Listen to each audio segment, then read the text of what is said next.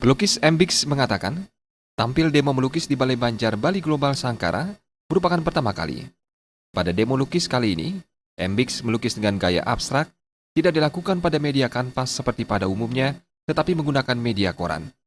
Meski menggunakan media koran, hasil guratan tangan terampil dari daya imajinasi seninya, mampu menghasilkan karya lukisan indah dan tetap menarik dari pelukis Mbix yang telah lama tinggal di kawasan wisata Ubud.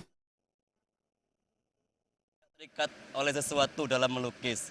Jadi saya bebasin, cuman saya harus kasih sesuatu kritikan biasanya. Seperti kritik-kritik sosial. Pelukis Mbix tidak sendiri. Pada demo lukis kali ini, ia ditemani 4 orang mahasiswa dari Universitas Brawijaya Malang yang juga ikut tampil membuat beberapa lukisan mulai dari bergaya realis, ekspresionis, dan abstrak yang mengambil objek kota Denpasar serta pemandangan alam. Supariana, Bali TV.